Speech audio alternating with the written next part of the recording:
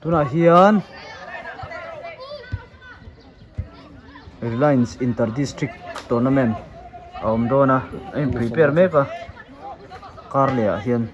an khel tran don ani karle Tuesday tang hian khel tran dona Bex Academy hi aizola yo in nopang league champion aizola nopang league champion an nia under 14 big chuan best of the rest antia team sang khana tha an lak khoma chu ei tuna hian training mek ani hurei mona la hian emerson bola ma chuana jok Bex Academy ti khan an chuak don lawa aizol Reliance khami young champs ning khanan aizol district mingin ani chu aizol district IO ve turan nia pakhat hi nopang league champion an ni wang khan aizol IO khachun ni nge nga chuan pakhat jok hi best of the rest khatam mi ho tur kha team an thlang fel to ayusa ania anmani academy en kol tu khu Bex Academy tan thil chuan chuat te we pb chu chuan pakhat hi sarloma hina en kol mek ani lunglei champhai scholarship team ni theu nghe với tay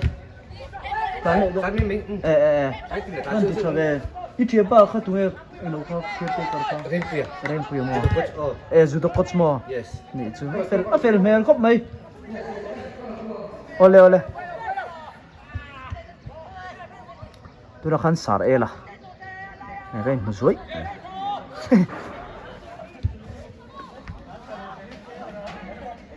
ball distribution sardikan ati puidon ni mel riu mai pakhat so suai so asen hazok so Mumbai a kal turani mani an try la an than zinga mi nia chuan pakhat so shova nunga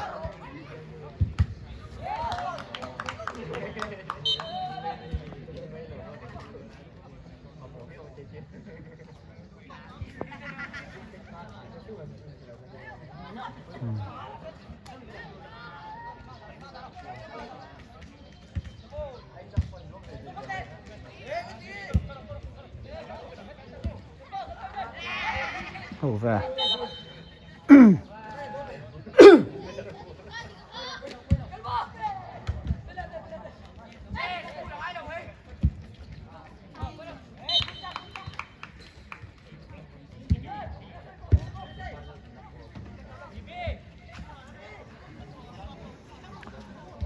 Mizoram atangin pasari Mumbai trial tour in an thla mani khan an tlinga champhai tangte aizora tangte tiang kha no pang ran thlang makal Stefan ong kala Mumbai atangin chuan ka trial an ron nei le ni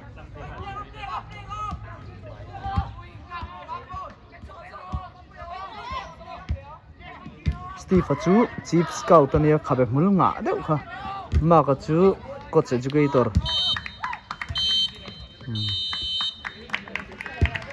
chuan khu lai khon Dilip ate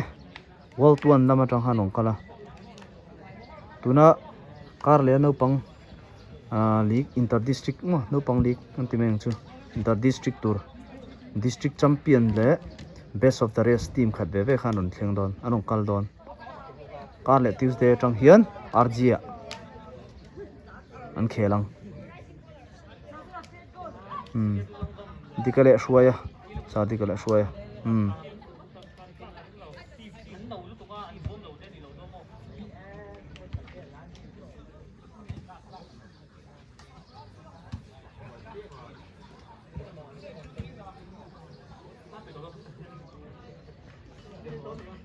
a safe chuan cheng za pedon safe se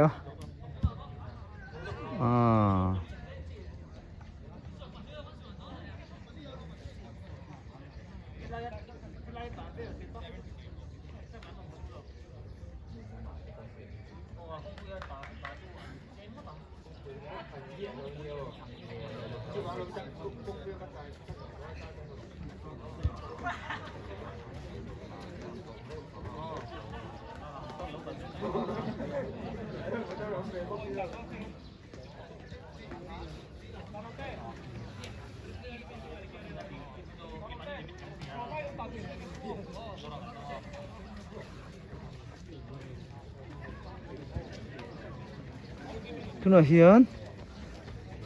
lai dar nga le minute som paruk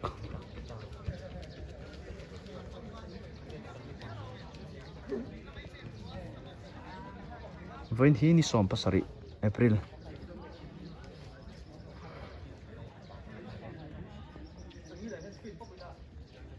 an coach Ayus leram coach Saloma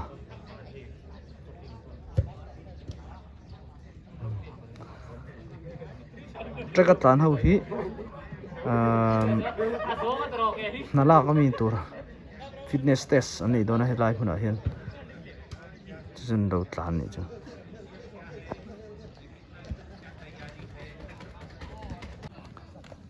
Aizawl district ayo turte kale pate ho a komo ani hi Mumbai kal le tur ani Mumbai a zu trial le tur mani a han tling zi a han te ni mingoi thani a te ho te teri te Aizawl district ayo coach tour sar Ayusa hi sar dika hi sar mama ka polpe lai ron lo ti kha skill lang in thuai kher zera ngai nom lo sar mama best of the rest thang tu te an lo do kham me alo bom lo pui do da ho kha champion team in so goal banan zone chuak inter district ronom turchu engei mudan nakum kan lau tan platform dang level sang khat ni le dona Aizawl champhai lung lei ko sip at player no panglik chuang khel thro ten el le don nia a mu na mangtin heta khel tha somli hi Mumbai a an kal le don boka exposure turin an van nei tu tin kan lau ten ban so na mu nuam tin alo poi mo khomei training pialama in khela tur platform om zele hi no pangli kan zo chi a inter district an khel chun zom le ngal dona ka ti chu import se ya entiga tanga tran tur nge ni somni pathuma tang kan changa ni somni pasari theng aniang Aizawl lunglei champhai scholarship scholarship chung district pali tang chuan champion team le engin than khau kha champion team kha district na champion team under 14 na show kha district ayo 2 team a zo kanita chuan khatta ala bang song team atang han kan thang khom le ta chu best of the rest kan ti khan ani chu team b ti ta tur ta chuan om je chu district na tagin district pali tagin under 12 team ni under 14 na team ni chuan team sompa ni enom don dina chu vai mo nina team somparuk sorry ka sei chol team somparuk ai eng lovanga kaka group stage in ngeng kaldona league top in ngeng kaldona lekin khelanga tam theng ber khelti le kan tuma a platform sang khata khan chu sei to khan ma sei to khan chu no pang league inter district no pang league aya ni standard te lo sang ni environment tin apikin district capital me te tan helaya kan khup kan ngen ni kan state capital in khela hun tha chance lo ni boka ein exposure to thata kani no pang tan mo so ro se sardika kan lo me dunami sa dika hi a license holder ani AFC ti deu kherani Asia Football Confederation no han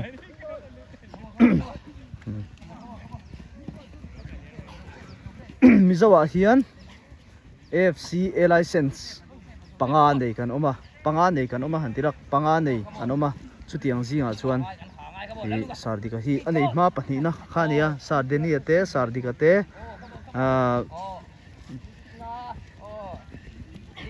cho sar toya ni boka chuan sar Victor Victor van kal le Stefana sar Stefana Air Force in lo china kha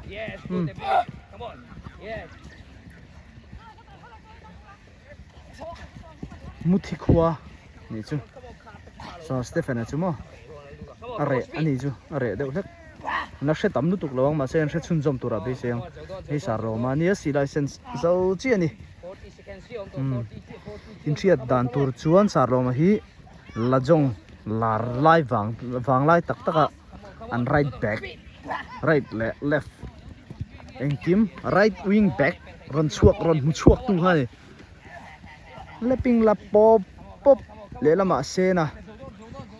mual cheng khuwa le lama sarloma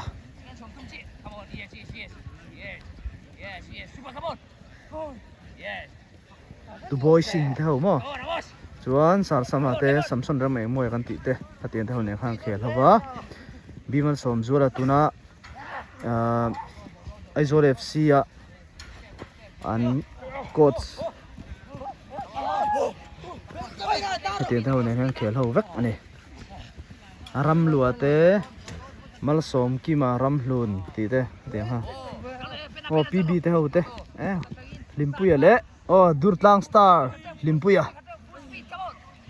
best of the rest forward hi Aprili esmal som pluang fanu ani sarma ma fanu mi chitan hin chen cha tha tianga liga khela hianin mei chekwata hi omzel ani ti kha ria tur ania mizono pang football tui mo engkima ani chu mei chekwata hi omdeu zela chuwang chuan nikuma pokhan Mumbai a an zu jin to a china sardika soyang khan tuna akhel tha akhel tha hianin Mumbai a zin tur an thlang chuak le don tina ni chu tur ni pui don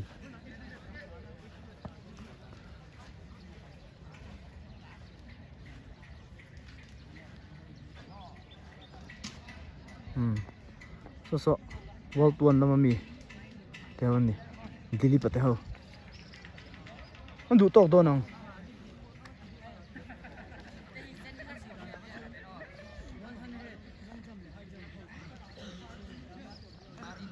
zoom hi du thu sam lo hla me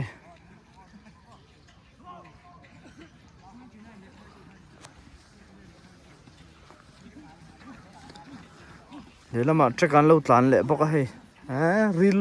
luai me ni tuna jun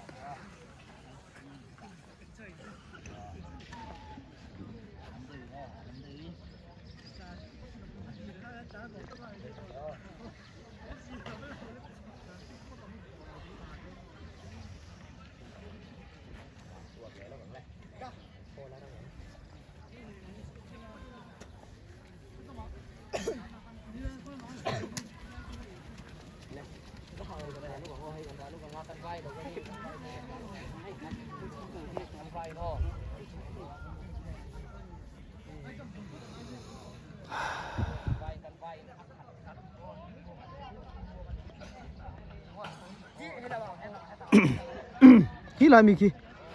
ardeng thuma indoor stadium ani futsal te volleyball te atian khelna mun kha Mizoram State Sports Council